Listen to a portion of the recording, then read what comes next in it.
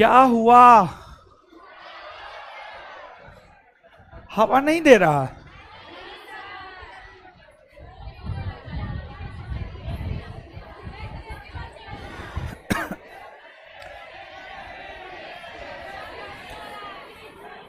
क्या हुआ उधर? नीचे नहीं जा रहा हवा? ओ, गर्मी लगने लगा है। ओ अच्छा ठीक है, अब शांत हो जाइए। लाइव कर दिया जी।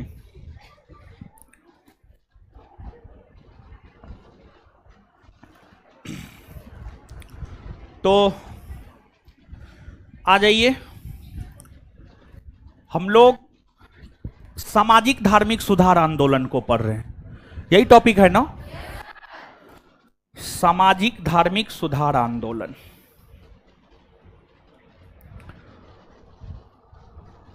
आज ये टॉपिक खत्म हो जाएगा और महत्वपूर्ण टॉपिक है। यहां से एक प्रश्न आते रहे हैं हमेशा।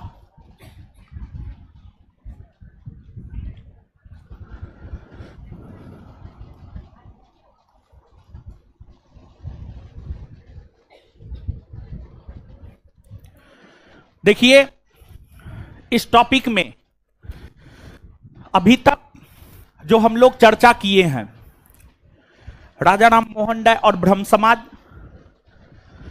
स्वामी दयानंद सरस्वती और आर्य समाज, स्वामी विवेकानंद और रामकृष्ण मिशन, इसके अलावे थियोसॉफिकल सोसाइटी और एनी बेसेंट, प्रार्थना समाज, इन तमाम टॉपिकों के विषय में हम लोग बात कर चुके हैं। आज के सेशन में 19वीं 20वीं सदी में जो अन्य सामाजिक धार्मिक सुधार आंदोलन से जुड़े प्रणेता थे, उसके विषय में आज के सेशन में हम लोग करेंगे बात। आज हम लोग हेनरी लुइस विवियन डेरेजियो के विषय में बात करेंगे। इसके बाद हम लोग थोड़ा बहुत धर्म सभा, फिर आपको ज्योतिबा फूले, नारायण गुरु, फिर आपको सर सैयद अहमद खां, दादा भाई नेरोजी, इन सभी के विषय में आज के सेशन में बात करेंगे। और डॉक्टर भीमराव अंबेडकर का एक स्पेशल सेशन रखेंगे, डॉक्टर भीमराव अंबेडकर का। देखिए, अंबेडकर साहब का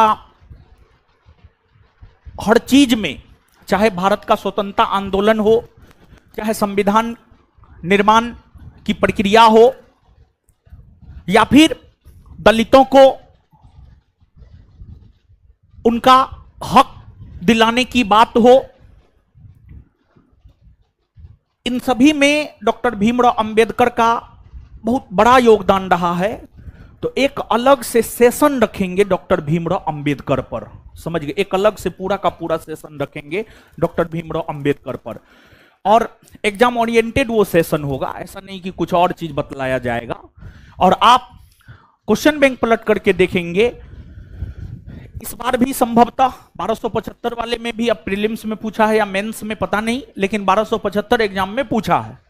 2446 वाले में भी डॉक्टर भीमराव अंबेडकर से संबंधित प्रश्न पूछे गए थे।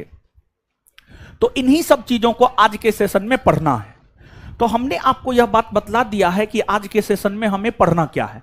तो आगे हम लोग पढ़ना प्रारंभ करेंगे, परंतु कल का जो सेशन था, कल के सेशन से हम लोग कनेक्ट हो सके, इसीलिए कल के सेशन के 2 4 5 प्रश्न हम आपसे पूछ रहे हैं। आप सम्मिलित रूप से ही जवाब दीजिए। बताइएगा कि जो स्वामी दयानंद सरस्वती है, उन्हें स्वामी दयानंद सरस्वती नाम किसने दिया? स्वामी पूर्णानंद ने, स्वामी पूर्णानंद ने। दूसरी बात बताएंगे आप हमको, जो दूसरा धर्म सम्मेलन है 1900 ईस्वी में कहां हुआ था? पेरिस में ना। उसमें भारत के तरफ से नेतृत्व कौन किया? स्वामी प्रबुद्ध भारत किसकी रचना है? स्वामी विवेकानंद। स्वामी विवेकानंद की रचना है प्रबुद्ध भारत। ठीक है। इसके बाद एक क्वेश्चन और आप बतलाएंगे कि जो प्रार्थना समाज है उसे महाराष्ट्र के क्षेत्र में लोकप्रिय किसने बनाया? किसने बनाया? एमजी रानाडे ने बनाया। तो पिछला सेशन लगभग लोगों को याद है। अब आइए आज के सेशन में हम लोग बढ़ते हैं आगे। अब देखिएगा यहां पर आप थोड़ा सा समझिएगा। एक जैसे आर्य समाज हुए, जैसे आपको ब्रह्म समाज हुए, जैसे रामकृष्ण मिशन हुए, उसी प्रकार से एक संगठन हुआ यंग बंगाल आंदोलन। उसी प्रकार से एक संगठन हुआ यंग बंगाल आंदोलन। तो सबसे पहले हम लोग चर्चा करते हैं यंग बंगाल आंदोलन के विषय में।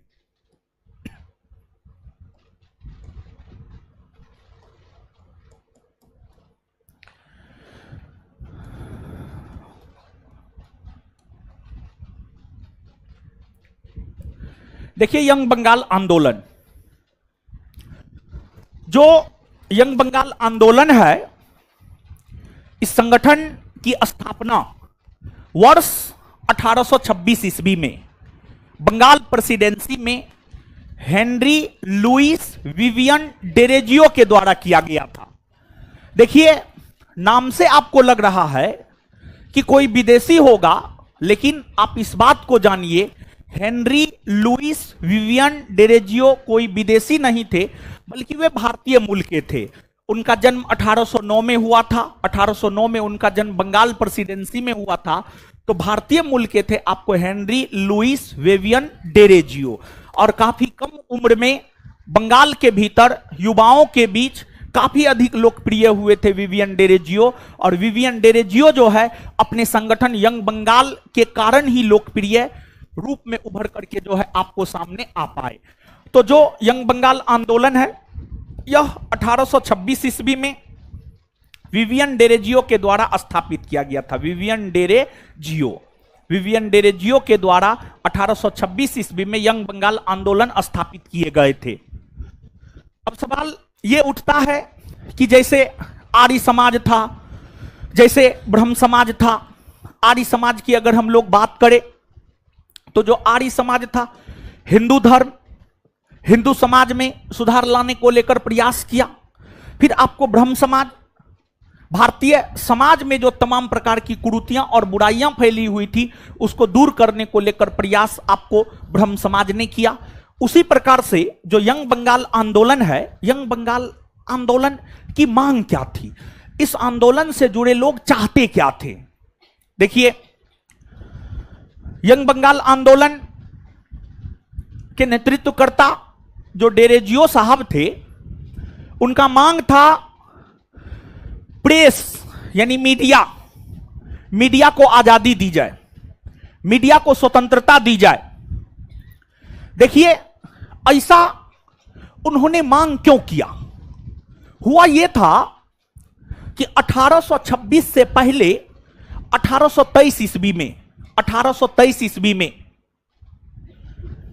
अंग्रेजों के द्वारा भारतीय समाचार पत्र पर प्रतिबंध लगाने के लिए लाइसेंसिंग रेगुलेशन एक्ट 1823 लाया गया।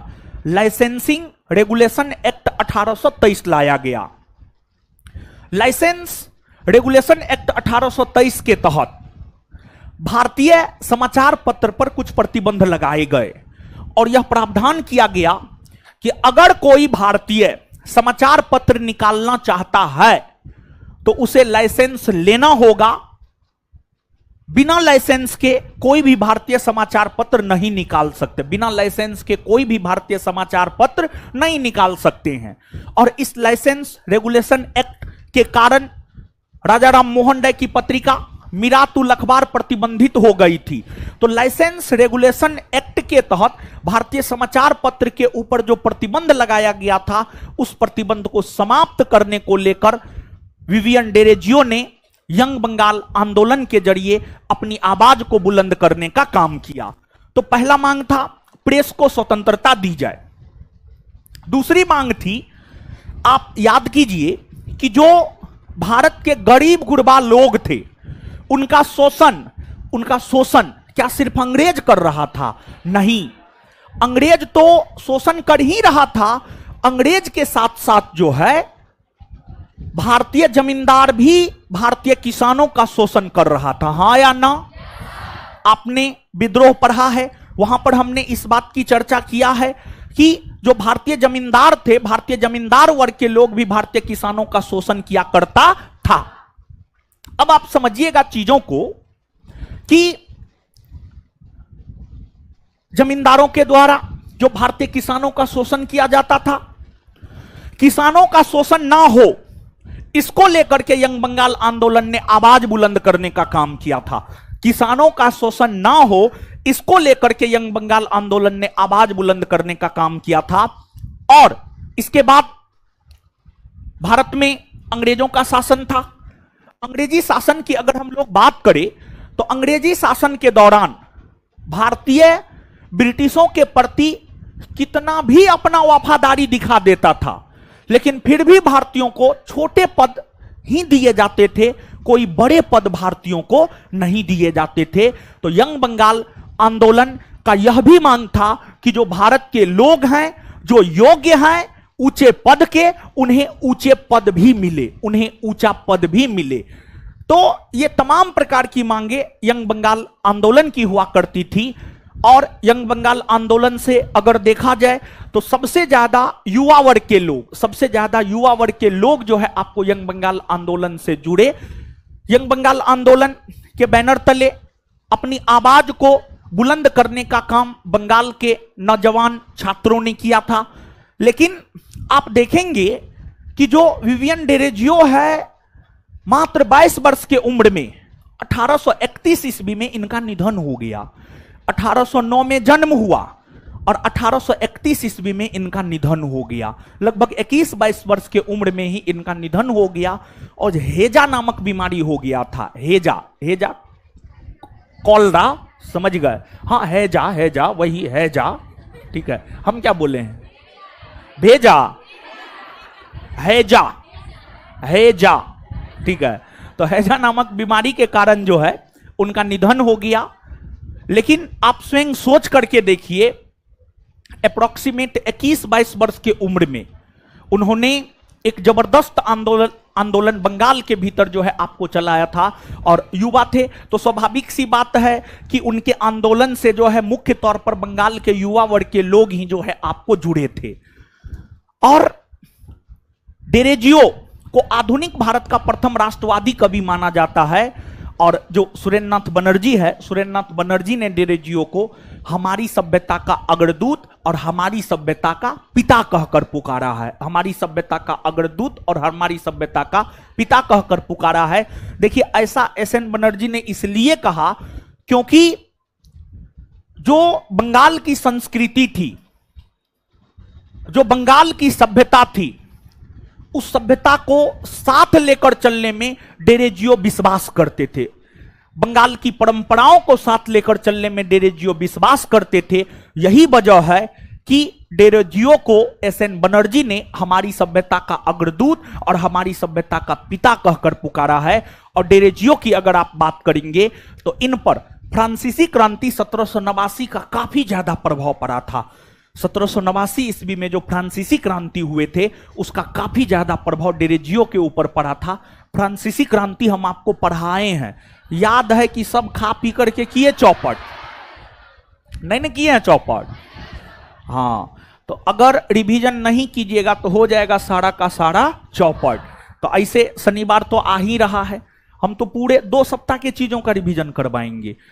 देखिए, जैसे जैसे बढ़ता जाएगा रिवीजन का वर्कलोड भी बढ़ता जाएगा। और जानते हैं रिवीजन में एक चीज को जितना अधिक से अधिक बार देख सकते हैं। रिवीजन में जैसे मान लिया जाए कि फ्रांसीसी क्रांति इस शनिवार रविवार को भी देखेंगे। इस शनिवार को जो रिवीजन होगा उसमें पूरे जितना पढ़ाए हैं 2 सप्ताह में पूरा रिवीजन करवाएंगे, फिर तीसरे सप्ताह में पूरे 3 सप्ताह का रिवीजन करवाएंगे, चौथा सप्ताह में पूरे 4 सप्ताह का रिवीजन करवाएंगे। टाइम जो लग जाए उससे मतलब नहीं है, समझ गए। और धीरे धीरे होगा क्या कि एक चीज को 1857 के विद्रोह, फ्रांसीसी क्रांति, अन्य विद्रोह, फिर जो है आपको सामाजिक धार्मिक सुधार आंदोलन मान लिया जाए, इसका रिवीजन 4 बार 5 बार आप कर लिए तो आपको तब पर भी याद होगा कि नहीं होगा? अगर तब पर भी याद नहीं होता है तो आपसे विशुद्ध वरदराज इस पृथ्वी पर कोई पैदा नहीं हुआ है, समझ गए। विशुद्ध का मतलब होता है एकदम 100% में 100%, समझ गए। शुद्ध में तो 99.9%, लेकिन विशुद्ध में 100%, समझ गए। तो इतना करवाने के बावजूद भी अगर आप नहीं याद रखेंगे तो फिर आपके चरण कहां है आप दीजिएगा, हम जो है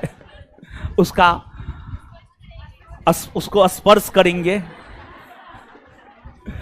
समझ गए। चलिए आइए अब देखिएगा, यहां पर 2 4 5 बात जो है परीक्षा के लिहाज से महत्वपूर्ण है, जो 2 4 5 बात परीक्षा के लिहाज से महत्वपूर्ण है उसको करते हैं याद और फिर बढ़ जाएंगे हम लोग आगे। बताइए, यंग बंगाल आंदोलन की स्थापना कब हुई है? 1800। यंग बंगाल आंदोलन की स्थापना कब हुई है?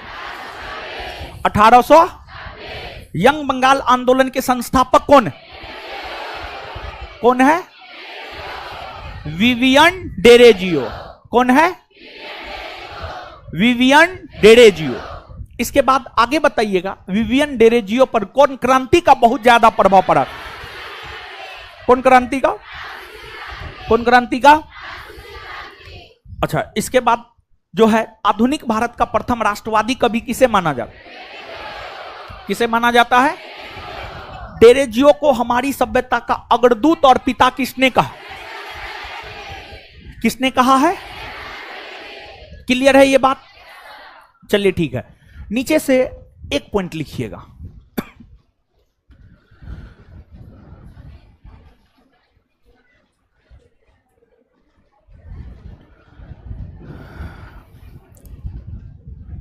डेरेजियो का जन्म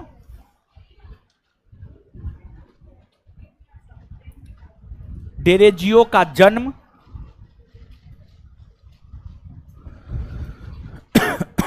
डेरेजियो का जन्म 1809 ईस्वी में 1809 ईस्वी में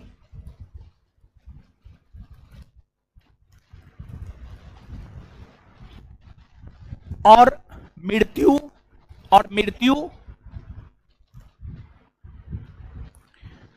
1831 ईस्वी में, और मृत्यु 1831 ईस्वी में, 1831 ईस्वी में हैजा नामक बीमारी के कारण, हैजा नामक बीमारी के कारण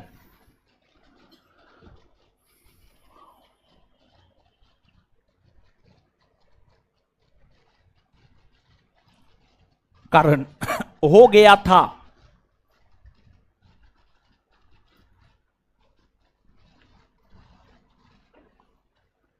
हो गया था। इनके आंदोलन से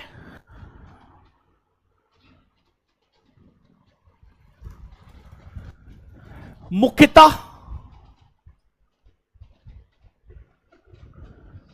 बंगाल के युवा वर्ग के लोग बंगाल के युवा वर्ग के लोग बंगाल के युवा वर्ग के लोग जुड़े थे। बंगाल के युवा वर्ग के लोग जुड़े थे।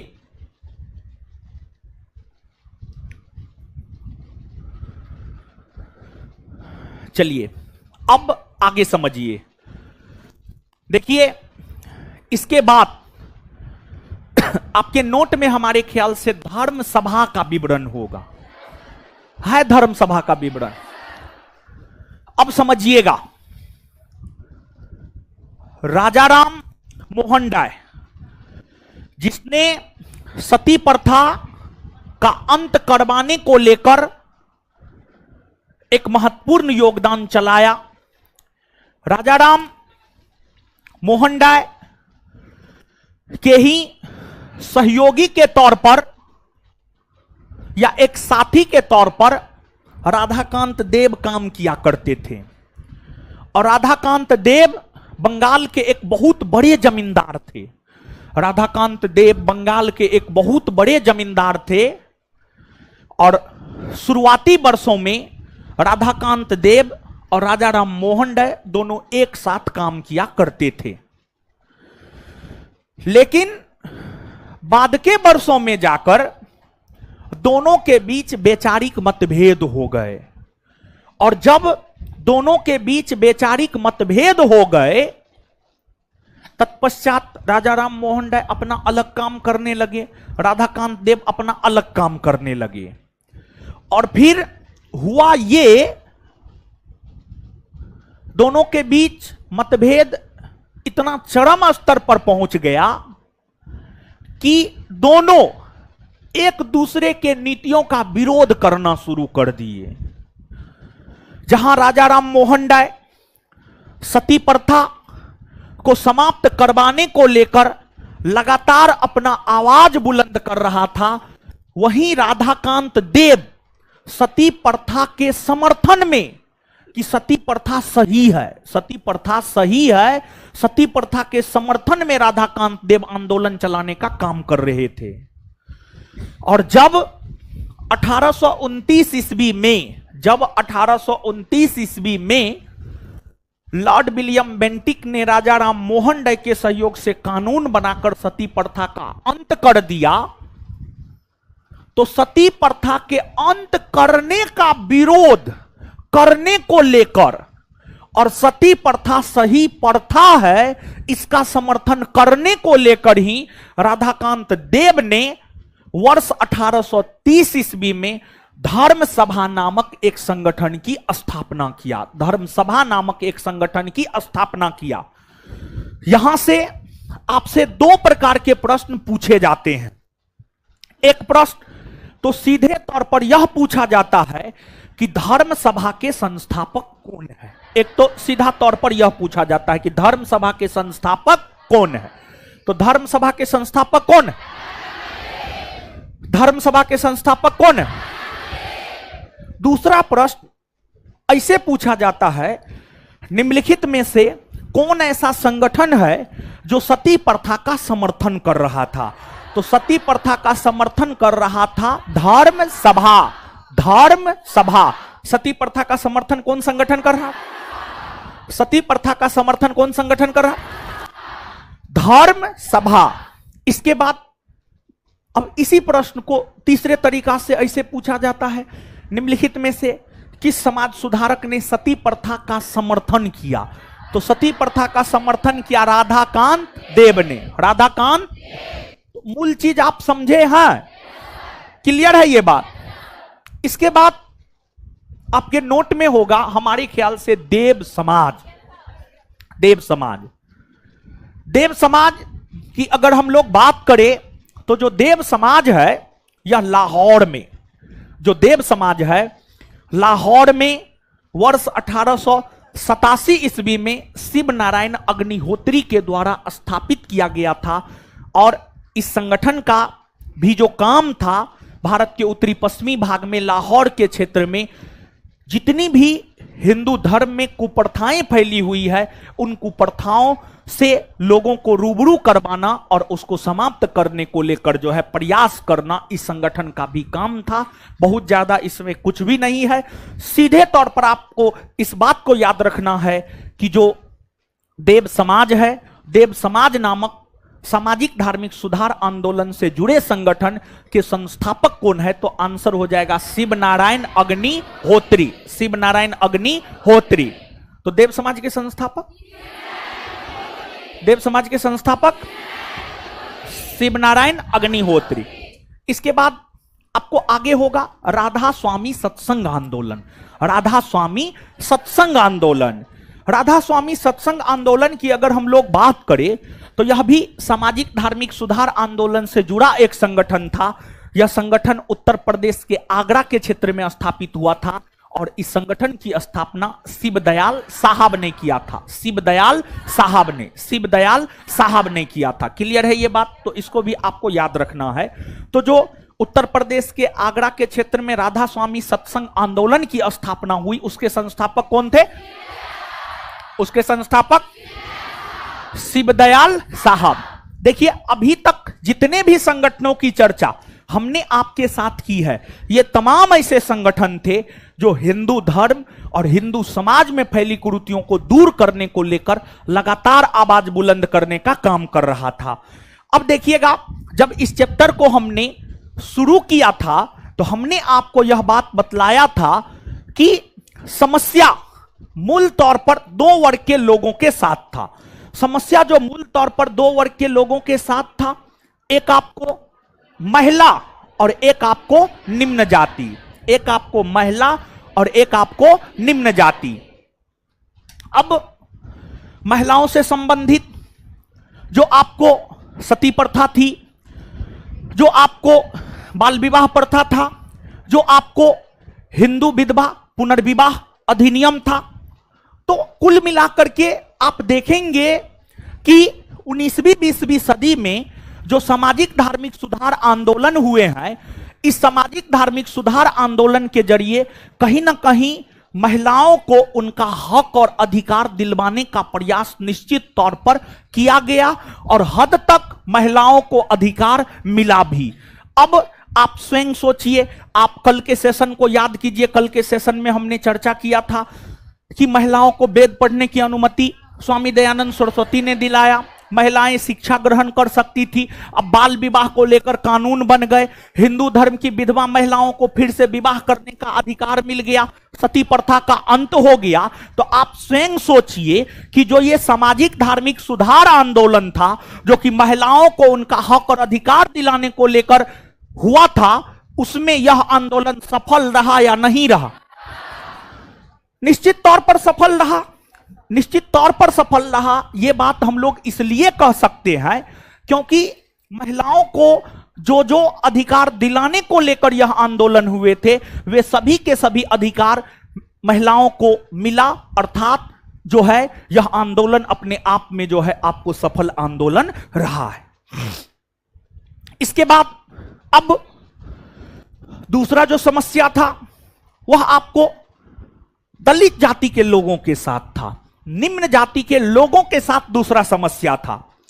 निम्न जाति के लोगों के साथ क्या समस्या था, पहले भी हम आपको अवगत करवा चुके हैं। एक तो निम्न जाति के लोगों के साथ समस्या यह था कि निम्न जाति के लोगों को मंदिर में प्रवेश नहीं दिया जाता था। निम्न जाति के लोगों को वेद पढ़ने की अनुमति नहीं थी। निम्न जाति के लोगों के साथ छुआछूत का व्यवहार किया जाता था। निम्न जाति के लोगों को पाखंडी ब्राह्मण वर्ग के लोग उनका शोषण किया करते थे। तो निम्न जाति का जो शोषण हो रहा था, उसके प्रति लोगों को जागरूक करने का काम ज्योतिबा फूले, श्री नारायण गुरु, पेरियार, डॉक्टर भीमराव अंबेडकर, इन लोगों ने निम्न जाति के लोगों को जागरूक किया, निम्न जाति के लोगों को शिक्षित करने को लेकर के काम किया कि निम्न जाति के लोग, दलित जाति के लोग शिक्षित हो जाए, जागरूक हो जाए, ताकि वे अपने हक और अधिकार की मांग करना शुरू कर दे। वे अपने हक और अधिकार की मांग करना शुरू कर दे। तो जो ज्योतिबा फूले है, या फिर नारायण गुरु है, या फिर पेरियार है, या फिर डॉक्टर भीमराव अंबेडकर है, इन लोगों ने निम्न जाति के लोगों को जागरूक किया और उन्हें उनका हक और अधिकार दिलवाने का भी काम किया, और साथ ही साथ इन लोगों को शिक्षित भी करने का काम जो है इन लोगों के द्वारा किया गया। अब देखिएगा, बिना संगठन का तो कुछ हो नहीं सकता है। तो इसलिए इन लोगों ने दलितों को उनका हक और अधिकार दिलाने को लेकर अलग अलग संगठन का स्थापना करने का काम किया, और साथ ही साथ अपनी रचनाओं के माध्यम से, अलग अलग माध्यम से जो है लोगों को जागरूक करने का काम किया गया। अब इसमें ज्योतिबा फूले ज्योतिबा फूले के विषय में कहा जाता है कि उन्होंने विशेष तौर पर महाराष्ट्र के क्षेत्र में, ज्योतिबा फूले ने विशेष तौर पर महाराष्ट्र के क्षेत्र में पाखंडी ब्राह्मणों को चुनौती दिया और दलित जाति के लोगों को, निम्न जाति के लोगों को पाखंडी ब्राह्मणों से बचकर रहने को लेकर जागरूक किया और अपनी विचारधारा को प्रसारित करने के लिए ज्योतिबा फूले के द्वारा 1873 ईस्वी में, ज्योतिबा फूले के द्वारा 1873 ईस्वी में सत्यशोधक समाज की स्थापना की गई। सत्यशोधक समाज की स्थापना की गई और ज्योतिबा फूले के द्वारा गुलामगिरी नामक पुस्तक की भी रचना की गई थी और उस गुलामगिरी नामक पुस्तक के माध्यम से ज्योतिबा फूले ने अपनी विचारधारा को प्रचारित और प्रसारित करने का काम किया। तो यह है मुख्य तौर पर ये दो बात ज्योतिबा फूले से रिलेटेड पूछा जाता है, तो इन दोनों बातों को आप रखिएगा याद कि सत्यशोधक समाज के संस्थापक कौन है, इसकी स्थापना कब हुई है और गुलामगिरी किसकी रचना है। तो सत्यशोधक समाज की स्थापना 1873 में ज्योतिबा फूले के द्वारा और उनकी रचना है गुलामगिरी। इसके बाद दलितों के साथ एक समस्या था कि उसे मंदिर में प्रवेश नहीं दिया जाता था।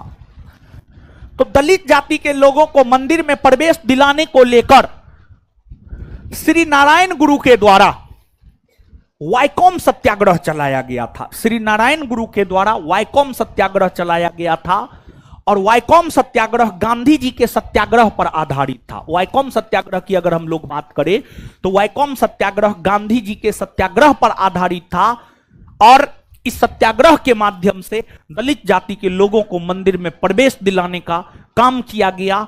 और श्री नारायण गुरु ने ही कहा है कि देखिए, लोग जो है अलग अलग धर्म में, अलग अलग जाति में, अलग अलग ईश्वर में बटे हुए थे। तो श्री नारायण गुरु की अगर हम लोग बात करें तो वे भी एकेश्वरवादी विचारधारा के समर्थक हुआ करते थे और उनका मानना था कि इस संसार के संपूर्ण जगत के मानव के लिए एक धर्म, एक जाति और एक ईश्वर है। सभी मानव जगत के लोगों के लिए एक धर्म, एक जाति और एक ईश्वर है। यह नारा जो है आपको श्री नारायण गुरु के द्वारा ही जो है आपको दिया गया है। इसके बाद आपको पेरियार, जिसे श्री रामास्वामी नायकर के नाम से भी जाना जाता है, उन्होंने आत्मसम्मान आंदोलन चलाया और आत्मसम्मान आंदोलन के जरिए भी दलितों को ही उनका हक और अधिकार दिलवाने का जो है आपको प्रयास किया गया। और पेरियार के द्वारा तमिल भाषा में रामायण की रचना की गई है और पेरियार के द्वारा जो तमिल भाषा में रामायण की रचना की गई है उसे कहा जाता है सच्ची रामायण। क्या कहा जाता है? सच्ची रामायण। तो ये सब बात भी जो है आपको याद रखना है। तो अब आप हमको बताएंगे कि जो वाइकोम सत्याग्रह है किसके नेतृत्व में हुआ?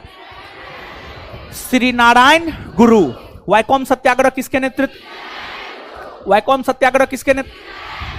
श्री नारायण गुरु के नेतृत्व में हुआ है। फिर इसके बाद जो है आत्मसम्मान आंदोलन किसके नेतृत्व में हुआ? पेरियार। किसके नेतृत्व में? किसके नेतृत्व में? तो वाइकोम सत्याग्रह किसके नेतृत्व में? वाइकोम सत्याग्रह श्री नारायण गुरु। आत्मसम्मान आंदोलन, आत्मसम्मान आंदोलन, आत्मसम्मान आंदोलन। क्लियर है ये बात? कुछ याद हुआ? चलिए बताइए तो। सत्यशोधक समाज के संस्थापक। गुलामगिरी किसकी रचना? आए? सत्यशोधक समाज की स्थापना कब हुई? वाइकोम सत्याग्रह के नेतृत्व करता आए? आत्मसम्मान आंदोलन के नेतृत्व करता। नीचे से एक लाइन लिखिएगा।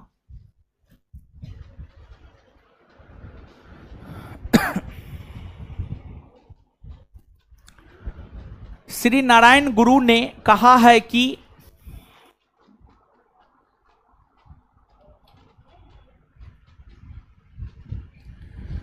श्री नारायण गुरु ने कहा है कि मानव के लिए, मानव के लिए, मानव के लिए, मानव के लिए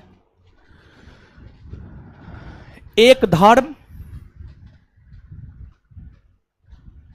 एक धर्म, एक जाति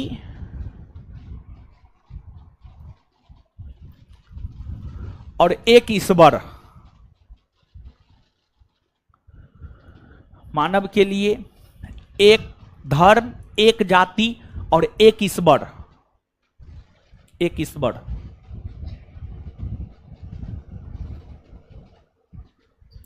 ये जो मानव के लिए एक धर्म, एक जाति, एक ईश्वर है, इसको इन्वर्टेड कोमा में बंद कर लीजिए। ईश्वर है।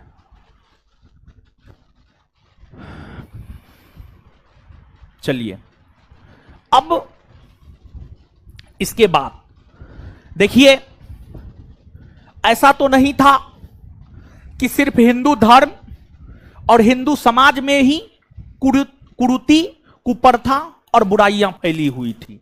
ऐसा तो नहीं रहा होगा, ऐसा था भी नहीं। हिंदू धर्म में तमाम प्रकार की बुराइयां, कुरीतियां, कुप्रथाएं तो थी ही। हिंदू धर्म के साथ साथ इस्लाम धर्म में भी तमाम प्रकार की बुराइयां, कुरीतियां, कुप्रथाएं फैली हुई थी। लेकिन आज भी ये सच्चाई है। आज भी अगर आप एक रेशियो निकालेंगे हिंदू मुसलमान का, तो मुस्लिम वर्ग के लोग पढ़ाई के प्रति जो है ना थोड़ा कम कॉन्शस है। ठीक है, आज भी थोड़ा कम कॉन्शस है। हिंदू मुस्लिम वर्ग के लोगों की तुलना में थोड़ा ज्यादा कॉन्शस है। ये सच बात है, समझिए, सच बात है। और उस समय की भी अगर आप बात करेंगे ना, उस समय की भी अगर आप बात करेंगे, तो हिंदू धर्म, हिंदू समाज पहले से मुसलमानों की तुलना में थोड़ा जागरूक था, थोड़ा शिक्षा पर जोर देता था। लेकिन इस्लामी समाज के लोग शिक्षा का बहुत ज्यादा महत्व नहीं देते थे। पहले भी ये बात था, आज भी ये बात है। और ऐसा नहीं है कि हम अपने मन से बोल रहे, नहीं, हम किताबें में पढ़ के बोल रहे हैं, समझ गए? तो किताब में इस बात का विवरण है। हिंदू धर्म के तुलना में इस्लाम धर्म में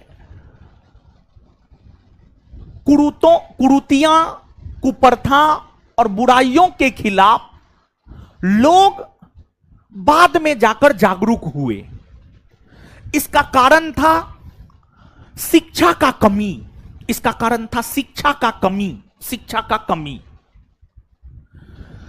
और जो काम हिंदू धर्म और हिंदू समाज के लिए राजा राम मोहन राय ने किया है, वो काम इस्लाम धर्म और इस्लामी समाज के लिए सर सैयद अहमद खान ने किया है।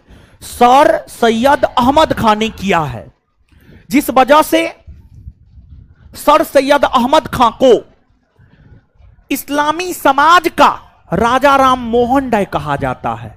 इस्लामी समाज का राजा राम मोहन राय कहा जाता है। और जैसे राजा राम मोहन राय लोगों को जागरूक भी किया और लोगों को शिक्षित करने को लेकर कॉलेज और विद्यालय की भी स्थापना किया, उसी प्रकार से अगर सर सैयद अहमद खान की हम लोग बात करें, तो सर सैयद अहमद खान इस्लाम धर्म के लोगों को जागरूक भी किया। और जागरूक करने के साथ साथ इस्लाम धर्म के लोग कैसे शिक्षित हो सके, इसको लेकर के उन्होंने विद्यालय सब का भी निर्माण किया। इसको लेकर के उन्होंने कॉलेज और विद्यालय सब का भी निर्माण किया। सर सैयद अहमद खान की अगर हम लोग बात करें, तो सर सैयद अहमद खान ने अलीगढ़ आंदोलन चलाया। जैसे राजा राम मोहन राय ने ब्रह्म समाज की स्थापना कर उसके बैनर तले अपनी आवाज को बुलंद करने का काम किया, उसी प्रकार से अगर सर सैयद अहमद खान की हम लोग बात करें, तो जो सर सैयद अहमद खान थे, सर सैयद अहमद खान अलीगढ़ आंदोलन चलाया। अलीगढ़ आंदोलन चलाया। और अलीगढ़ आंदोलन के जरिए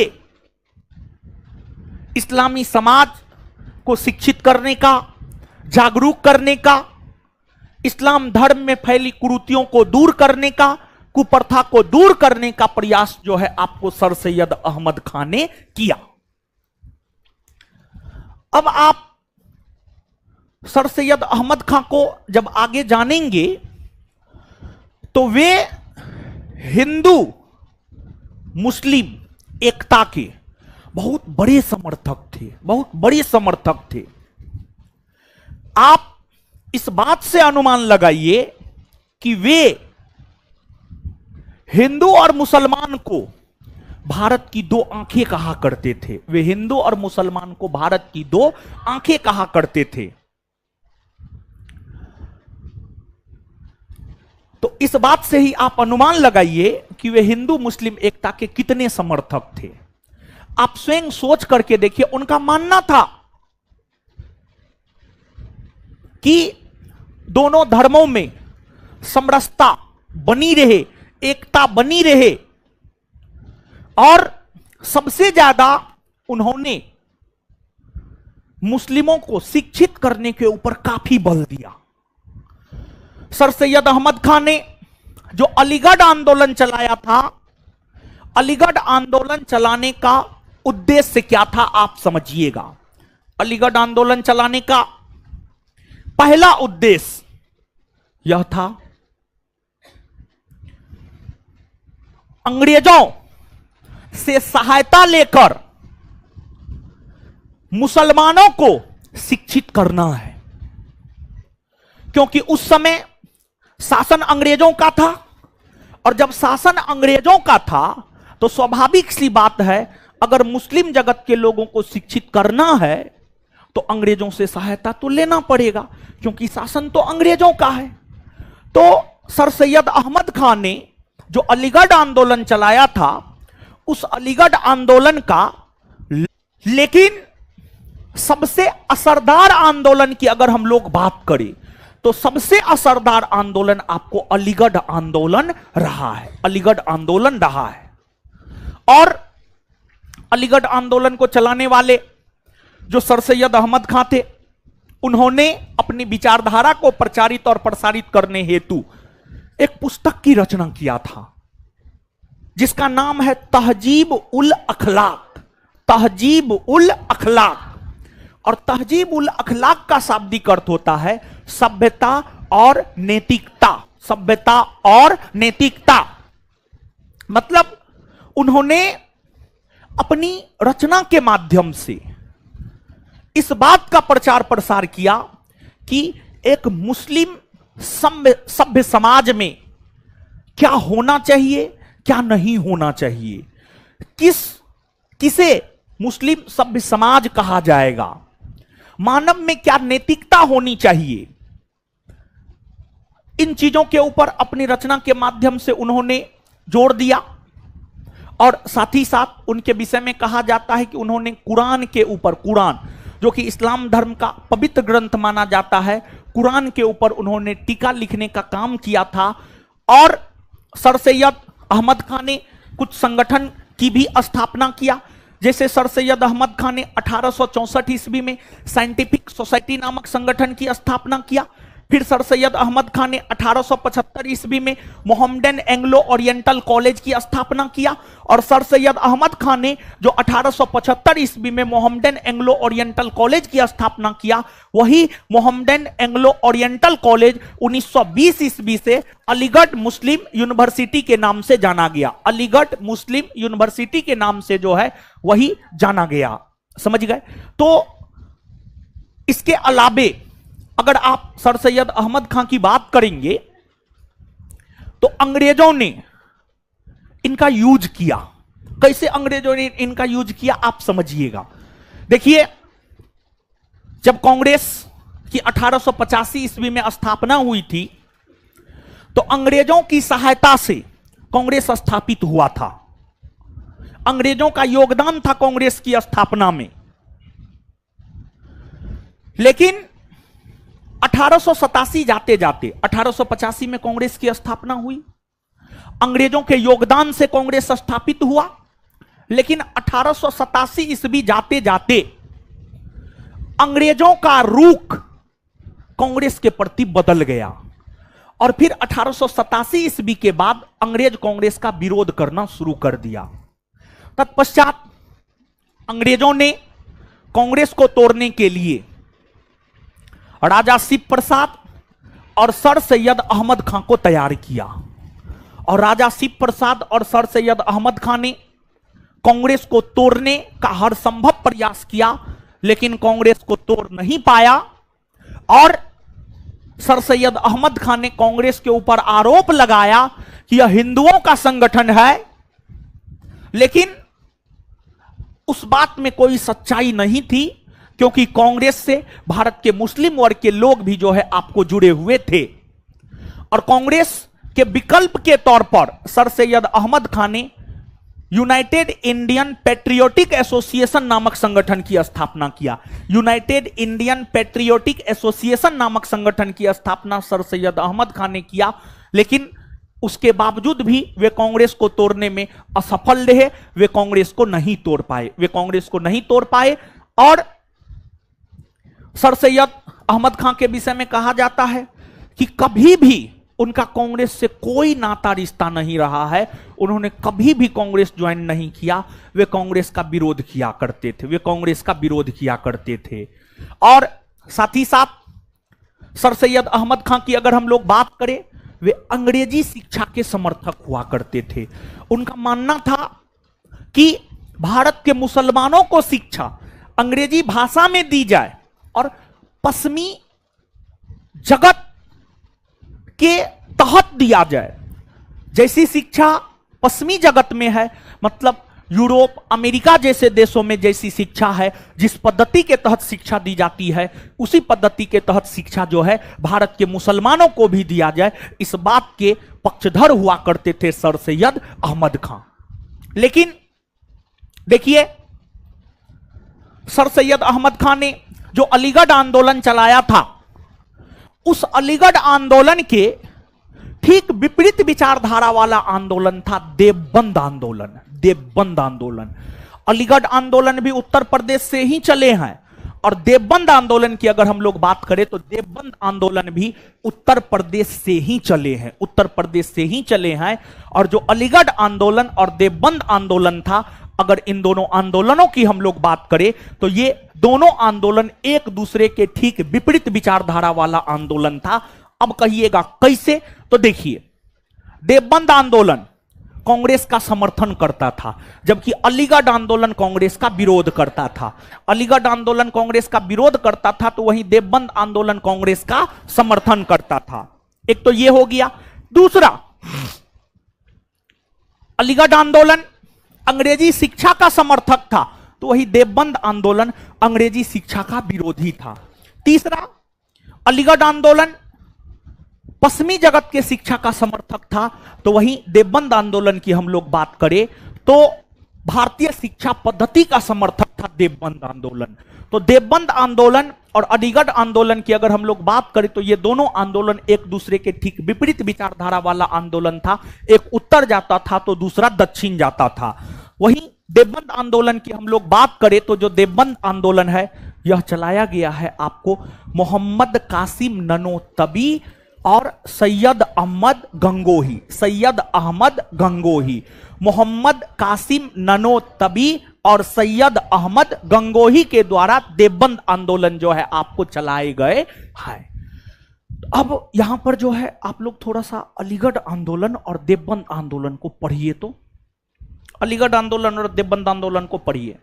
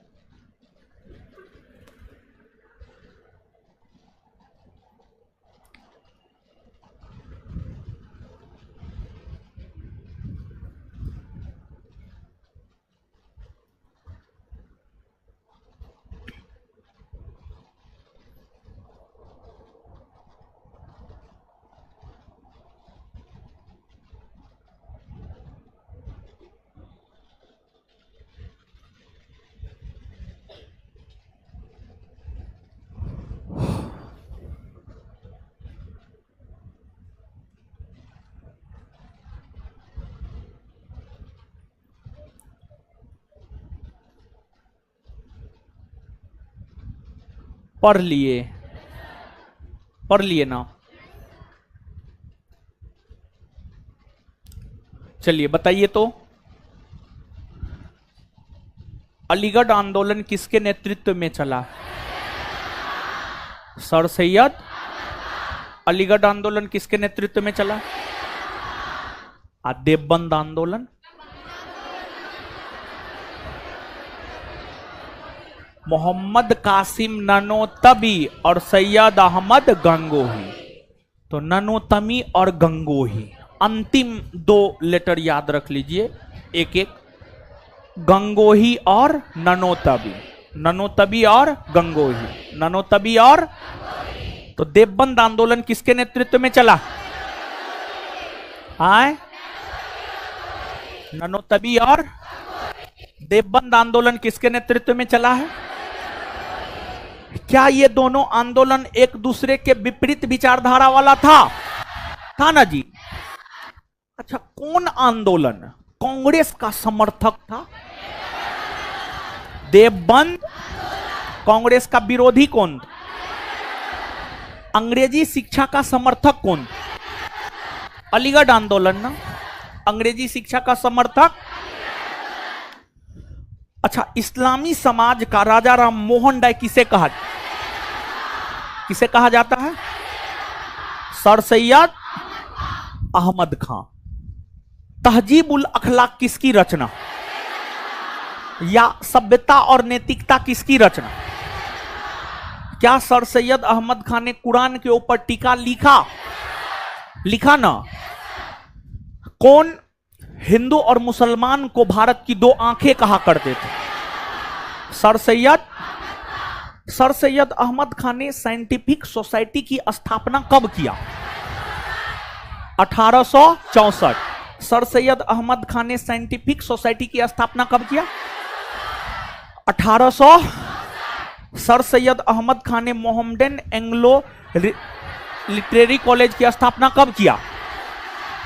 1800। तो मोहम्मदन एंग्लो लिटरेरी कॉलेज की स्थापना किसने किया? कब किया? यही कॉलेज 1920 में किस विश्वविद्यालय के नाम से जाना गया? अलीगढ़ मुस्लिम। अच्छा, क्या सर सैयद अहमद खां कभी भी कांग्रेस को ज्वाइन किए थे? नहीं ना। अंग्रेजों ने कांग्रेस को तोड़ने के लिए सर सैयद अहमद खां का सहारा लिया था, लेकिन उसमें सफल हो पाया जी? नहीं ना हो पाया। चलिए ठीक है। जैसे देवबंद आंदोलन और अलीगढ़ आंदोलन दोनों एक दूसरे का ठीक विपरीत विचारधारा वाला आंदोलन था, उसी प्रकार से वहाबी आंदोलन और अहमदिया आंदोलन, ये दोनों आंदोलन भी ठीक एक दूसरे के विपरीत विचारधारा वाला आंदोलन था। तो अब यहां पर थोड़ा सा हम लोग चर्चा कर लेते हैं वहाबी आंदोलन और अहमदिया आंदोलन के विषय में।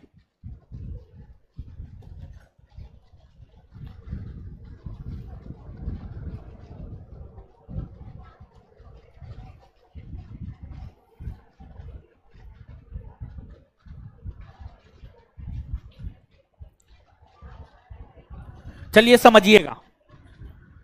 देखिए, वहाबी आंदोलन और अहमदिया आंदोलन दोनों एक दूसरे का ठीक विपरीत विचारधारा वाला आंदोलन कैसे था? जो आपको वहाबी आंदोलन था, वहाबी आंदोलन सैयद अहमद राय बरेलवी के नेतृत्व में हुआ है। जो वहाबी आंदोलन है यह आपको सैयद अहमद राय बरेलवी, सैयद अहमद राय बरेलवी के नेतृत्व में हुआ है। ठीक है। वहीं जो अहमदिया आंदोलन है यह हुआ है मिर्जा गुलाम अहमद के नेतृत्व में। मिर्जा गुलाम अहमद, ठीक है, यह तो नेतृत्व करता है। अब दोनों एक दूसरे का विपरीत विचारधारा वाला कैसे है? देखिए, जैसे औरंगजेब ने अपना लक्ष्य क्या बनाया था?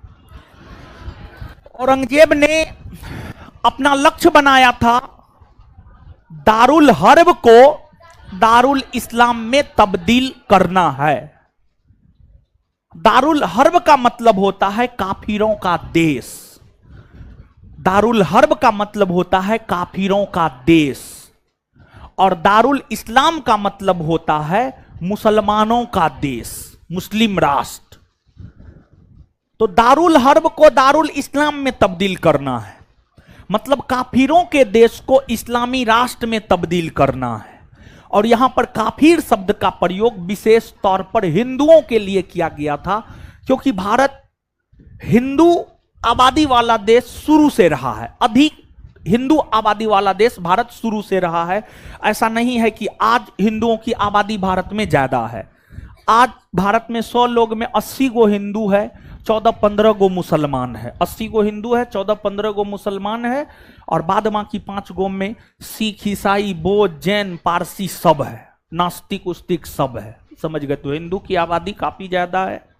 और आप इस बात को जानिए, जब भारत में कुतुबुद्दीन ऐबक, इल्तुतमिश, अलाउद्दीन खिलजी, मोहम्मद बिन तुगलक का भी जब शासन था, उस समय भी भारत हिंदू आबादी वाला देश था। और जब भारत में बाबर, अकबर, हुमायूं का भी शासन था, औरंगजेब का भी शासन था, उस समय में भी भारत हिंदुओं का अधिक आबादी वाला देश था। कई सारे मुस्लिम शासकों ने, औरंगजेब तो भारत को इस्लामी राष्ट्र में तब्दील करने का प्रयास किया ही, और भी कई सारे मुस्लिम शासकों ने ऐसा प्रयास किया, लेकिन किसी को भी इसमें सफलता नहीं मिल पाया। और फिर जो वहाबी आंदोलन था, वहाबी आंदोलन ने अपना लक्ष्य बनाया था दारुल हर्ब को दारुल इस्लाम में तब्दील करना है, मतलब काफिरों के देश को इस्लामी राष्ट्र में तब्दील करना है। और कहने का मतलब यह हुआ कि वहाबी आंदोलन का लक्ष्य था भारत का इस्लामीकरण करना।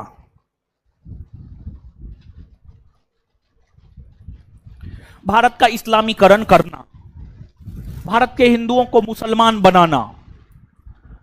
अब इसके लिए वहाबी आंदोलन के आंदोलनकारी सैयद अहमद राय बरेलवी के नेतृत्व में तमाम प्रयास कर रहे थे।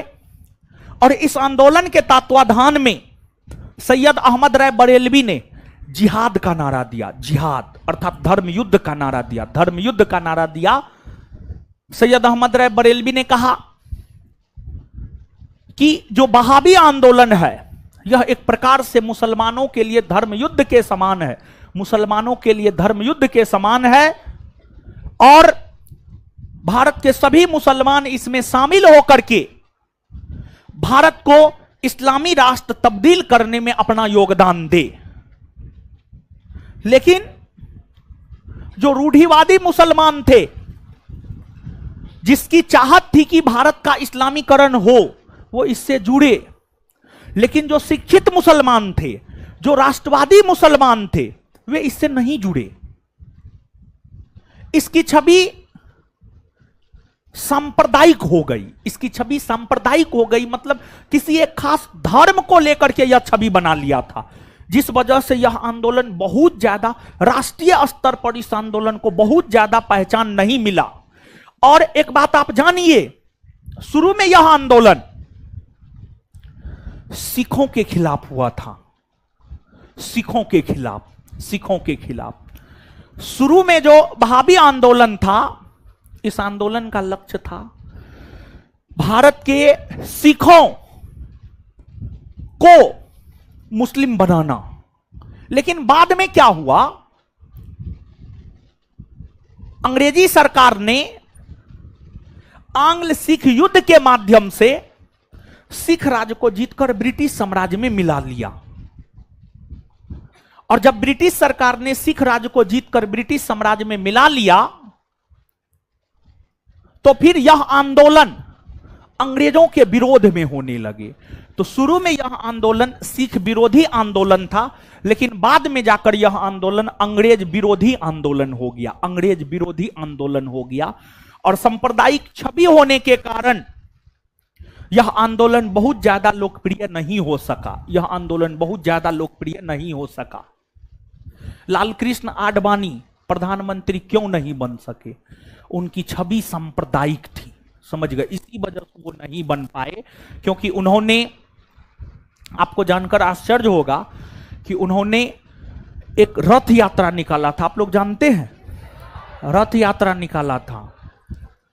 और कहा जाता है कि जहां जहां से वो रथ यात्रा निकला, हिंदू मुस्लिम दंगा हुआ, हिंदू मुस्लिम दंगा हुआ। हिंदू भी मारा गया, मुसलमान भी मारा गया। ऐसा नहीं था कि सिर्फ मुसलमान मारा गया या सिर्फ हिंदू मारा गया, नहीं, हिंदू भी मारा गया, मुसलमान भी मारा गया। और जब वो रथ यात्रा बिहार आया था तो बिहार के समस्तीपुर में लालू यादव उस रथ यात्रा को रोक दिए थे, समझ गए। है हल्ला नहीं, हल्ला नहीं, हल्ला नहीं।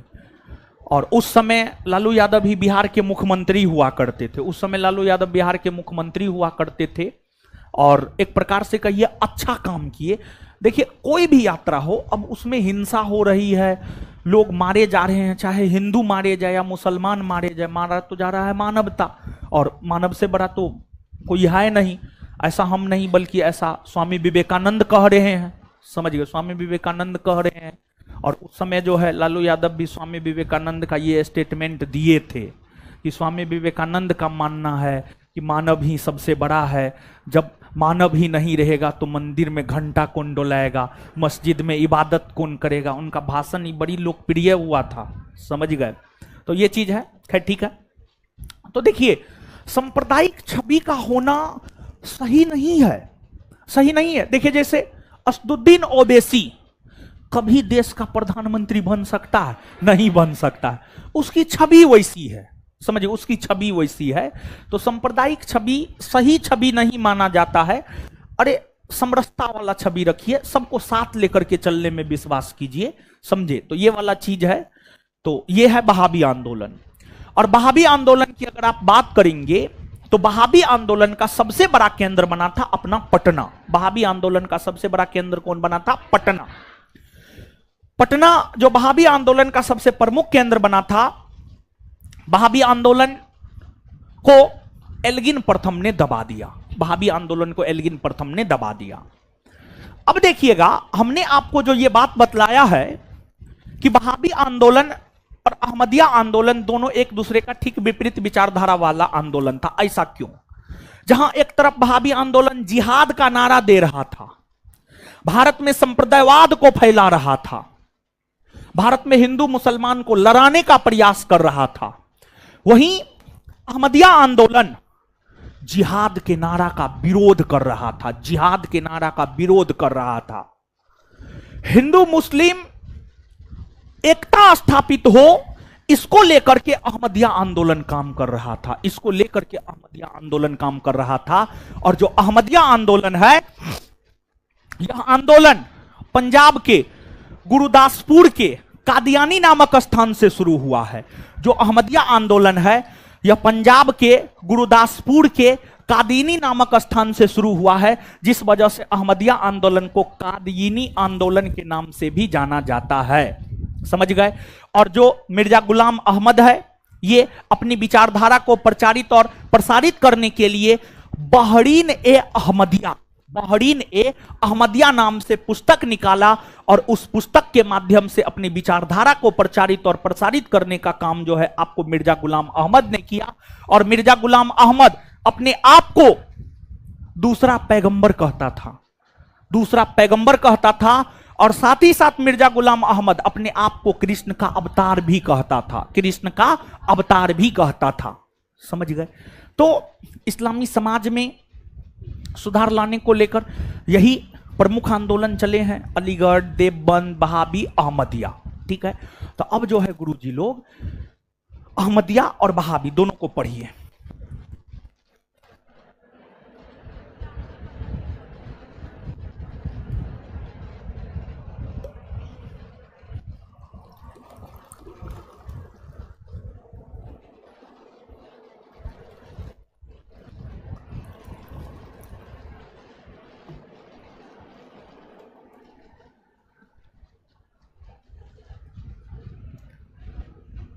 पढ़ लिए, चलिए बताइए गुरुजी लोग, वहाबी आंदोलन के नेतृत्व करता आए, वहाबी आंदोलन के नेतृत्व करता सैयद अहमद राय, अहमदिया आंदोलन के नेतृत्व करता मिर्जा गुलाम अहमद, अहमदिया आंदोलन के नेतृत्व करता। कौन आंदोलन का लक्ष्य था भारत का इस्लामीकरण करना? जिहाद के नारा का प्रचार कौन आंदोलन कर, जिहाद का विरोध कौन कर रहा था? वहाबी आंदोलन का सबसे प्रमुख केंद्र आए पटना ना। अच्छा, वहाबी आंदोलन का दमन किसने किया आए? कौन आंदोलन पहले सिख विरोधी था बाद में अंग्रेज विरोधी हो गया? वहाबी ना। अच्छा, बहरीन ए अहमदिया किसकी रचना है? मिर्जा गुलाम अहमद। बहरीन ए अहमदिया किसकी रचना है? कौन अपने आप को दूसरा पैगंबर और कृष्ण का अवतार कहता था? कौन कहता था? कौन अपने आप को दूसरा पैगंबर और कृष्ण का अवतार कहता था? मिर्जा गुलाम अहमद। लिखिए तो एक दो पॉइंट।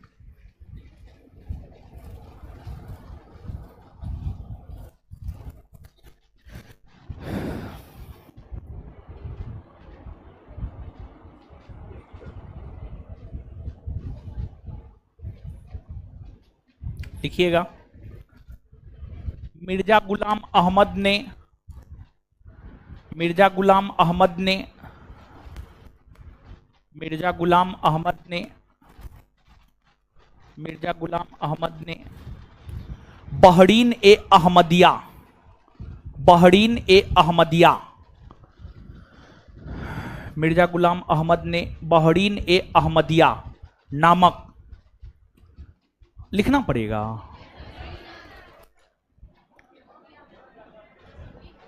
अब कुछ लोग तो लिख ही लिए होंगे।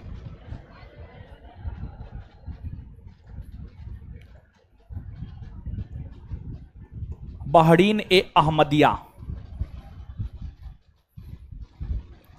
बहरीन ए अहमदिया नामक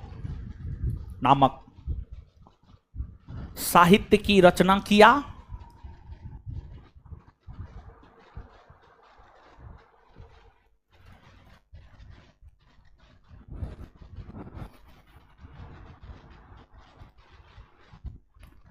नेक्स्ट पॉइंट,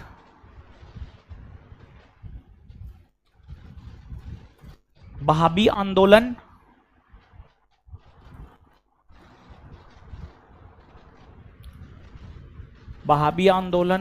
शुरुआती वर्षों में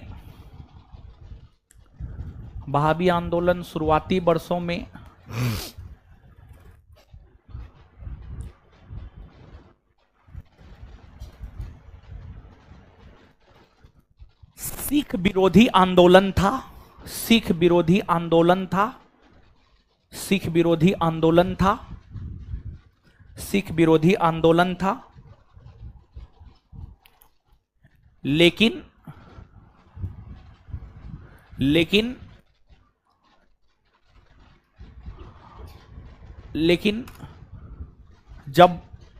लेकिन जब अंग्रेजों ने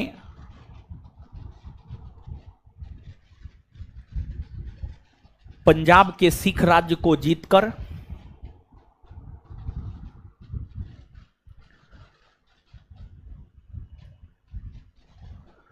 ब्रिटिश साम्राज्य में मिला लिया, ब्रिटिश साम्राज्य में मिला लिया, ब्रिटिश साम्राज्य में मिला लिया, ब्रिटिश साम्राज्य में मिला लिया, तब यह अंग्रेज विरोधी आंदोलन, तब यह अंग्रेज विरोधी आंदोलन, तब यह अंग्रेज विरोधी आंदोलन हो गया, तब यह अंग्रेज विरोधी आंदोलन हो गया।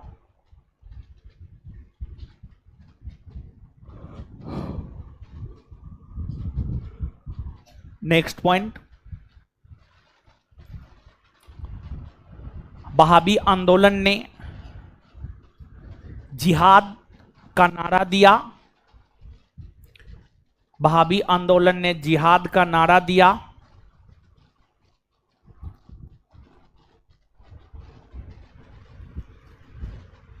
वहाबी आंदोलन ने जिहाद का नारा दिया और अपना लक्ष्य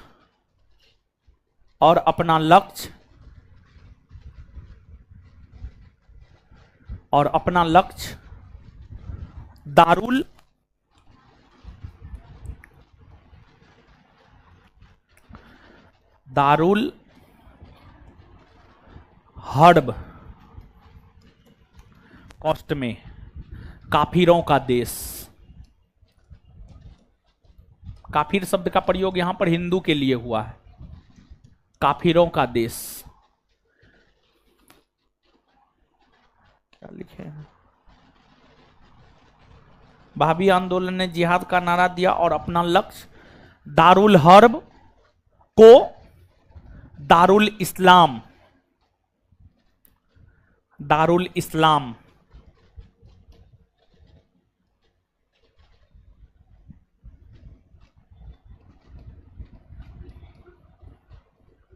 में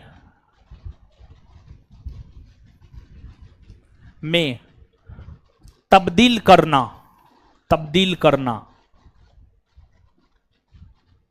बनाया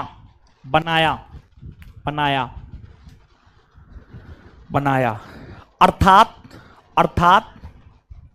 तब्दील करना। सब शब्द लिखे हम, तब्दील करना, बनाया, यहां है तब्दील करना, बनाया। अर्थात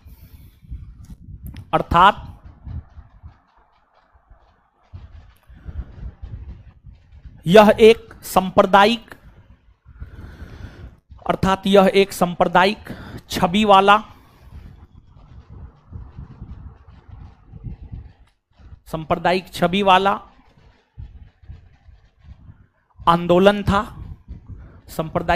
वाला आंदोलन था।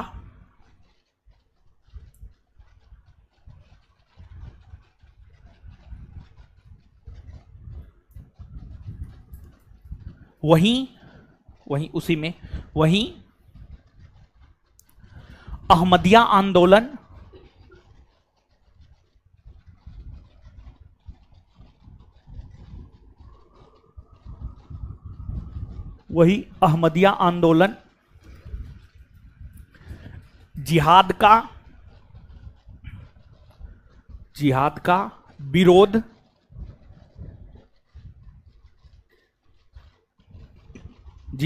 विरोध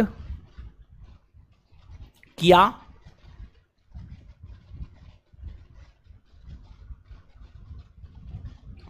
करता था।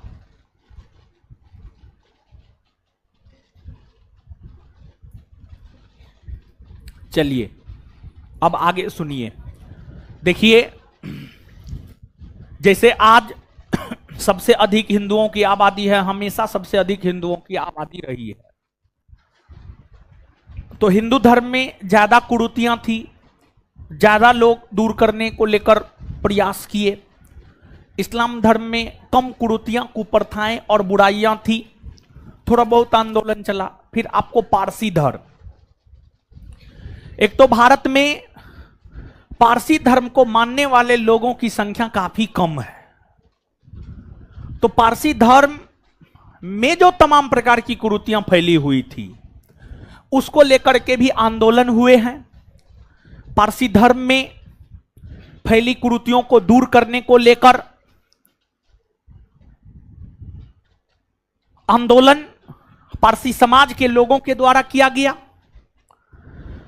पारसी समाज से बिलोंग करते थे एसएस बंगाली, नेरोजी फरदौनजी, दादा भाई नेरोजी, ये सभी पारसी समाज से बिलोंग करते थे। और पारसी समाज के एक बहुत बड़े लीडर रहे हैं दादा भाई नेरोजी। दादा भाई नेरोजी अपने अन्य सहयोगियों के साथ मिलकर पारसी धर्म और पारसी समाज में फैली कुरीतियों को दूर करने को लेकर 1851 ईस्वी में एक संगठन की स्थापना किया, जिसे इतिहास में रहनुमाई माजदायन सभा कहा जाता है। और रहनुमाई मायदयन सभा के माध्यम से ही पारसी धर्म और पारसी समाज में फैली कुरीतियों को दूर करने का प्रयास किया गया। और दादा भाई नेरोजी और उनके सहयोगी अपने विचारधारा को प्रचारित और प्रसारित करने के लिए एक पत्रिका भी निकाला जिसे राष्ट्रगुप्तार कहा जाता है, जिसे राष्ट्रगुप्तार कहा जाता है। आपके बिहार एसआई परीक्षा का यह पूछा हुआ क्वेश्चन है कि राष्ट्रगुप्तार पत्रिका किसके द्वारा निकाला गया है, तो ऑप्शन की अगर आप बात करेंगे, ऑप्शन के अकॉर्डिंग अगर आप जाएंगे तो हो जाएगा आपको दादा भाई नेरोजी, दादा भाई नेरोजी। तो आप हमको यह बात बताएंगे कि जो रहनुमाई मायदयन सभा है उसके संस्थापक कौन है? दादा भाई नेरोजी, नेरोजी फरदौनजी एसएस बंगाली, या इतना नाम नहीं भी याद रख सकते हैं तो सिर्फ दादा भाई नेरोजी से भी आपका काम चल जाएगा। तो रहनुमाई मायदयन सभा के संस्थापक कौन आए? दादा भाई। राष्ट्रगुप्तार किसकी रचना? दादा भाई। अच्छा, जो पारसी धर्म या पारसी समाज है उसमें फैली कुरीतियों और बुराइयों को दूर करने के लिए कौन सा सभा स्थापित किया गया? रहनुमाई मायदयन सभा। रहनुमाई मायदयन सभा की स्थापना कब हुई? 1851। रहनुमाई मायदयन सभा की स्थापना कब हुई? 1851। देखिए, ये जो चैप्टर था सामाजिक धार्मिक सुधार आंदोलन, इस प्रकार से आपका हुआ समाप्त।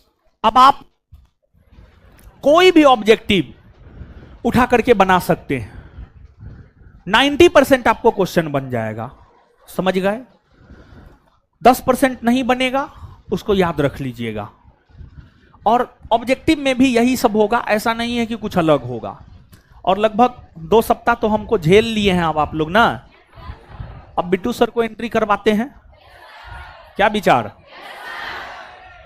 साइंस, हाँ साइंस, हाँ बिट्टू सर को एंट्री करवा देते हैं, क्या विचार? बहुत जल्दी बिट्टू सर को एंट्री करवा रहे हैं इस बैच में। और उसके बाद पहले बिट्टू सर को फिर 1 सप्ताह झेल लीजिए, समझे? और उसके बाद फिर मैथ रीजनिंग वाले से को एंट्री करवाएंगे। और देखिए, सुनिए सुनिए सुनिए, एगो बात समझाते हैं, समझिए समझिए समझिए। देखिए, जो 1275 वाला बैच निकल ही गया है, अब तो पढ़ाने लिखाने का काम खत्मे है वो सब का। वो लोग को बोलते थे मैथ रीजनिंग, वो लोग में भी प्रीलिम्स के टाइम में मैथ रीजनिंग शुरू कर दिए थे, लेकिन सब ई भरम में था मेंस में पढ़ेंगे मैथ रीजनिंग, मेंस में प्री देने के बाद मैथ रीजनिंग पढ़ेंगे। अब प्री देने के बाद मेंस में टाइम ही नहीं दिया, जिस वजह से मैथ रीजनिंग जो मेंस का वेट कर रहा था वो वेट करते ही रह गया। और जो लोग हमारी बात को माने, मैथ रीजनिंग किए, प्री के दौरान बेहतर किए, और जो लोग नहीं माने उनका क्या है, रिजल्ट नहीं होगा तो अंतिम में रोएगा और क्या करेगा, और तो कुछ कर नहीं सकता है।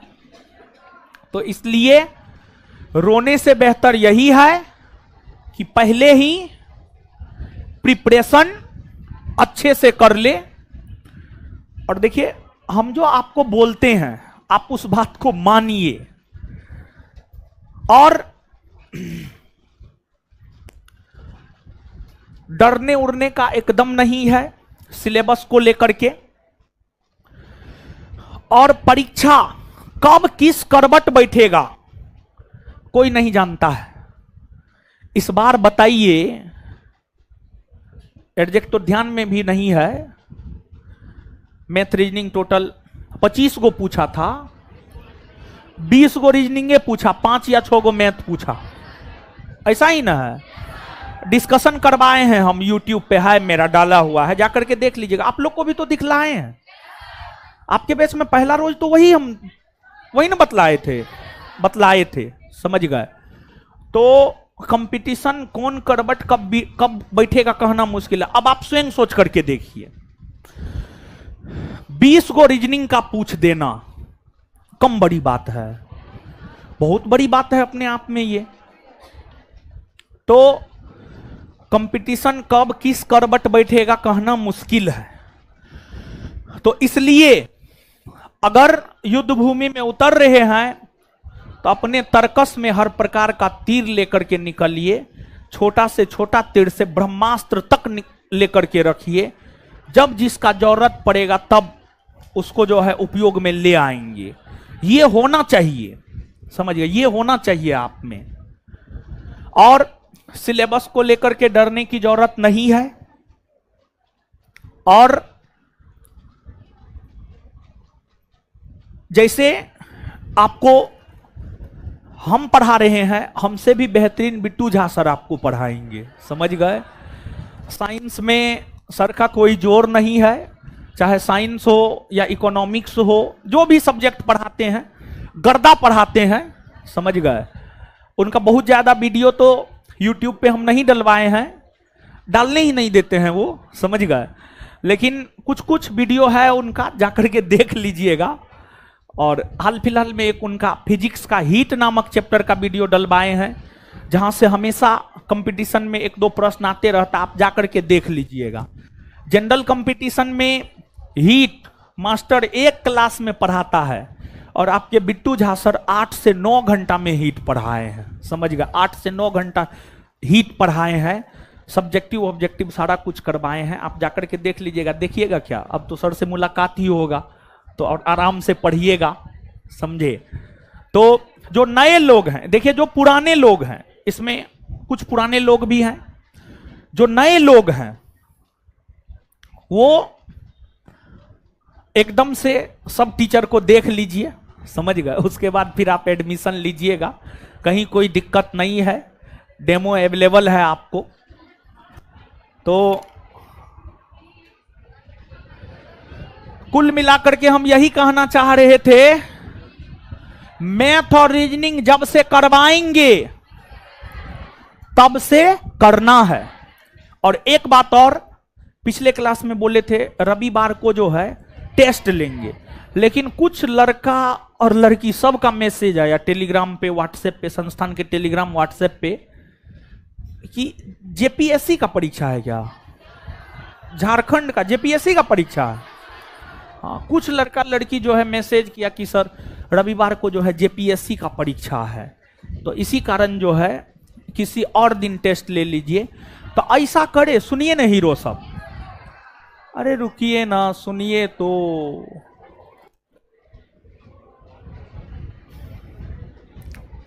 शनिवार को टेस्ट ले स्पेशली देखिए, टेस्ट को एक दिन पहले या एक दिन बाद करेंगे। और ये जो है स्पेशली जेपीएससी वालों के लिए बोल रहे हैं, तो जो मैसेज किए थे कल, आज भी मैसेज कर दीजिएगा, शनिवार को ले सकते हैं या नहीं ले सकते हैं। ऐसे तो हमारा प्रबल इच्छा है कि हम रविवार को ही टेस्ट ले, समझ गए। अच्छा, शनिवार को जब लेंगे तो कितने लोग नहीं दे पाएंगे, हाथ खड़ा कीजिए तो, कितने लोग नहीं दे पाएंगे टेस्ट? कम लोग है, संख्या कम है ना, तो लिया जा सकता है टेस्ट। नहीं, तब होने दीजिए महाराज, बहुत संख्या कम है, होने दीजिए टेस्ट, क्या विचार, होने दीजिए। और 15 दिन पर एगो टेस्ट तो होबे करेगा अभी, ठीक है, 15 दिन पे एक टेस्ट होगा। और जो पढ़ाएंगे वही रहेगा क्वेश्चन, महाराज पढ़िए लिखिए समझे। और डेली टेस्ट कर रहे हैं कि नहीं कर रहे हैं? देखिए बार बार हम याद दिला रहे हैं आपको, डेली याद दिला रहे हैं, डेली टेस्ट आप जरूर कीजिए। और आप देखे होंगे कल के टेस्ट का भी वीडियो क्वेश्चन आंसर का हम डाल दिए हैं, देखे हैं आप लोग? नहीं देखोगे आज देख लीजिएगा, ठीक है। कल आइएगा तो कल हम पूछेंगे, क्लियर है ये बात? हे देखिए, देखिए आप लोग, किसी को कुछ हो जाएगा तब हम भागीदार नहीं होंगे, समझे। एकदम धरफराते रहते हैं महाराज, ठीक है। ऊपर में पंखा चलता ही नजर नहीं आता है।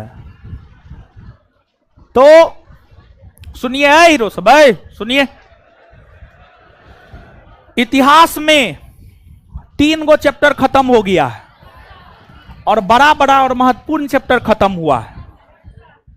आगे कांग्रेस से पूर्व स्थापित संगठन का तो पीडीएफ है ही, रूसी क्रांति का भी कल आपको पीडीएफ हम दे देंगे। कल कांग्रेस से पूर्व स्थापित संगठन आधा घंटा का लेक्चर है और प्रयास करेंगे कल रूसी क्रांति को भी हम खत्म कर दे। रूसी क्रांति का पीडीएफ आपको मिल जाएगा, सब पीडीएफ तो हम दे ही ना रहे हैं, रूसी क्रांति का भी पीडीएफ आपको मिल जाएगा। तो कल 2 टॉपिक पढ़ाएंगे, कांग्रेस से पूर्व स्थापित संगठन और रूसी क्रांति, ठीक है, एक इंडियन हिस्ट्री का और एक वर्ल्ड हिस्ट्री का।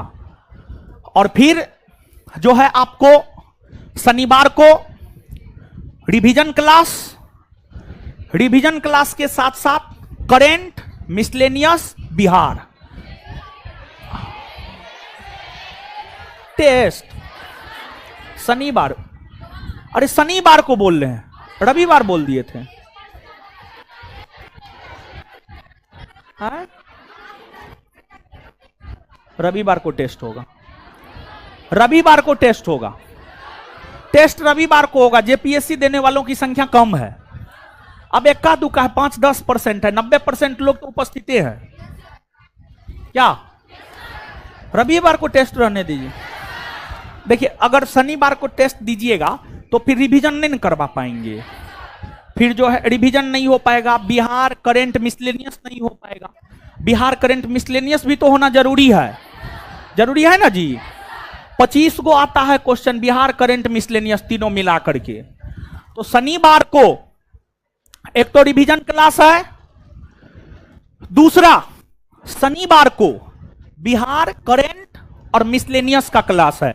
पिछला क्लास में तो एज इट इज उठा करके क्वेश्चन दे दिए थे, लेकिन इस शनिवार से जो बिहार करेंट और मिसलेनियस होगा वो सिलसिलेवार ढंग से होगा। जैसे आप इतिहास पढ़ते हैं तो इतिहास में जैसे आप स्वतंत्रता आंदोलन पढ़ रहे हैं तो उसमें सबसे पहले 1857 का विद्रोह, अन्य विद्रोह, फिर सामाजिक धार्मिक सुधार आंदोलन, फिर कांग्रेस से पूर्व स्थापित संगठन, फिर कांग्रेस, फिर उदारवादी युग, उग्रवादी युग, फिर गांधीवादी युग, फिर क्रांतिकारी, फिर सुभाष चंद्र बोस, समझ गए। तो ये सिलसिलेवार ढंग से है। तो बिहार भी जो पढ़ाएंगे ना सिलसिलेवार ढंग से पढ़ाएंगे। जैसे 10 क्वेश्चन देंगे इस टेस्ट में, अगर बिहार का 10 क्वेश्चन देंगे तो प्रयास करेंगे कि मैक्सिमम चीजों को, एक चैप्टर के मैक्सिमम चीजों को समेट ले।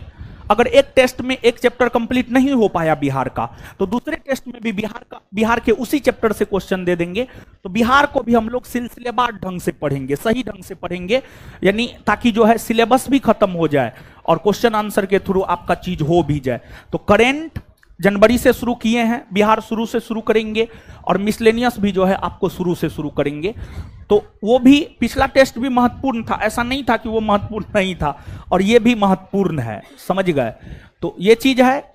और कल जो है बुधवार को, यानी बीता हुआ कल बुधवार को जो डेली टेस्ट हुआ है उसका क्वेश्चन डिस्कशन के साथ संस्थान के YouTube चैनल पर भेज दिए हैं। क्वेश्चन का PDF भी है, वीडियो लिंक भी है, जाकर के आप देख लीजिएगा। कल के सेशन में हम आपसे पूछेंगे, समझ गए। आए क्या बोल रहे हैं? फी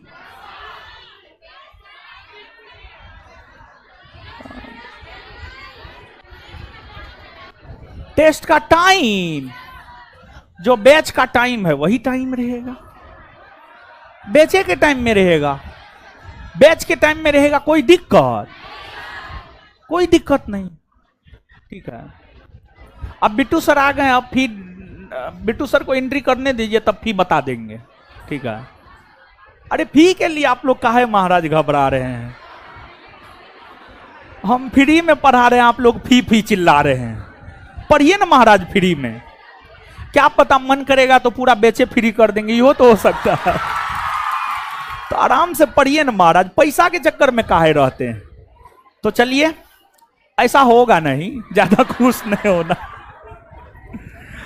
तो ठीक है, मिलते हैं कल। धन्यवाद सभी लोगों का। लड़की लोग निकलिए इधर से।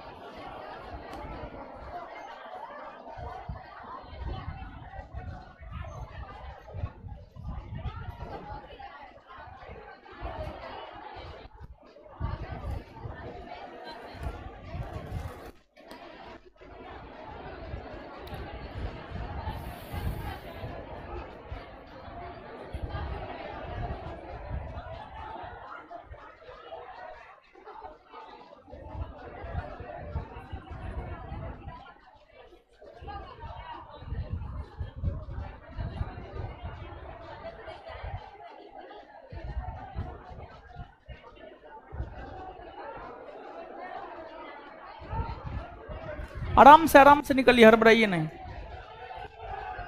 हे देखिए, आराम से निकलिए ना। हे भगवान, अरे साउंड प्रॉब्लम रहता है जी। है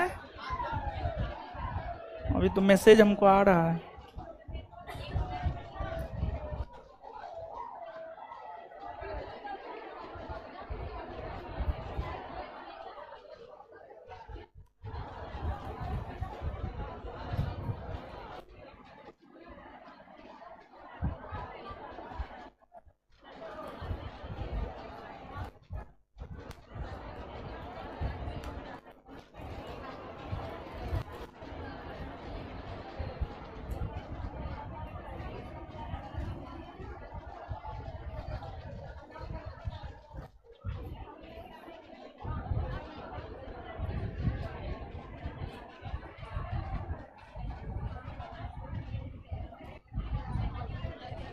अरे ये सब देखा कीजिए जी।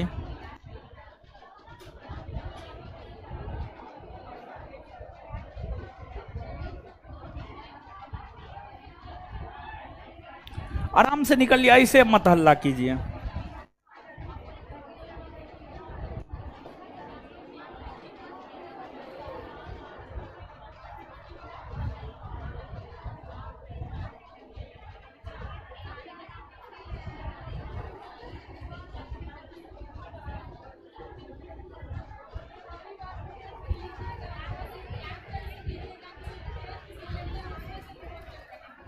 क्या बोल रहे हैं? जो पढ़ाए हैं वही टेस्ट होगा। जो पढ़ाए हैं, जितना हुआ है वही टेस्ट होगा।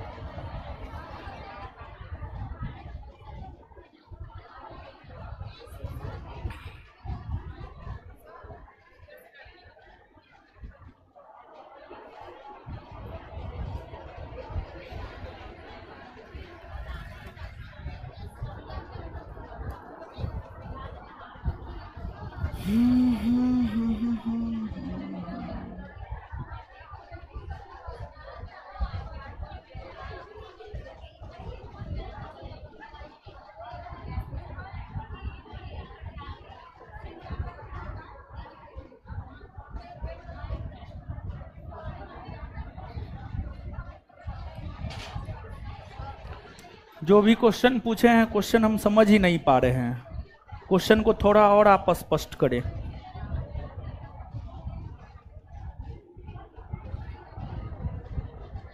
क्वेश्चन थोड़ा और स्पष्ट करें। जहां भी ये क्वेश्चन मिला है उसको क्वेश्चन देख करके आप लिखें। आप अपने मन से लिखे हैं ये, ठीक है? क्वेश्चन स्पष्ट नहीं है।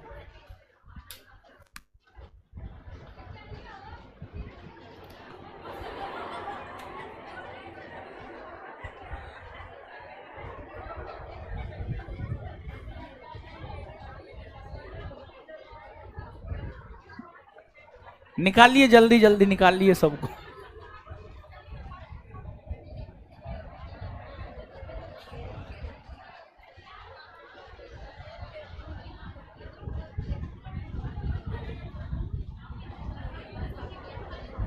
ए, किससे बतिया रहे हैं? हैं? दोस्त है, क्लासे में है, अभी निकल गई है। ओ,